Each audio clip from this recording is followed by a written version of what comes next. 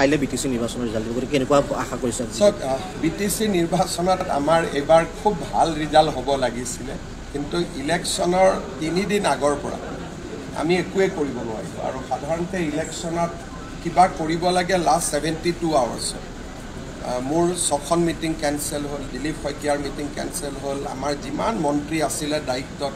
সব আমি উভতি আহিলোঁ গতিকে আমাৰ কাৰণে আমি যিটো স্পীডত লৈ গৈ আছিলোঁ স্পীডটো একেবাৰে নোহোৱা হৈ গ'ল যিমান অসমীয়া মানুহ আছিলে বহুতে ভোট দিবও নোলালে মনৰ দুখতে আৰু ডেকা ল'ৰাবিলাক গুৱাহাটীলৈ গুচি আহিলে গতিকে ইনিচিয়েলি আমি বহুত ভাল ৰিজাল্ট এটা আশা কৰিছিলোঁ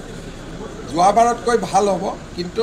জুবিনৰ মৃত্যুৰ পিছত ঘটনাৰ পিছত যিটো 3 দিন যিটো আমি একেবাৰে ফিল্ডত থাকিব নোৱাৰিলোঁ সি ডেফিনেটলি আমাক অলপ ক্ষতি কৰিব আমি ইয়াতে যিটো এছেছমেণ্ট কৰিলোঁ সেই এছেছমেণ্টত এইটো কথা স্পষ্টকৈ ওলাইছে যে যোৱা 3 দিনত আমি ইনভলভ হ'ব নোৱাৰাৰ বাবে আমাৰ বহুত জায়গাত এজেণ্টটো নোলালে বহুত জায়গাত ল'ৰাবিলাকে কাম কাজ বাদ দি দিলে গতিকে অকণমান আশা কৰাৰ ধৰণে ৰিজাল্টটো যে হ'ব মই ভবা নাই কিন্তু যোৱাবাৰতকৈ ৰিজাল্টটো ভাল। Could you please brief in English about BTC?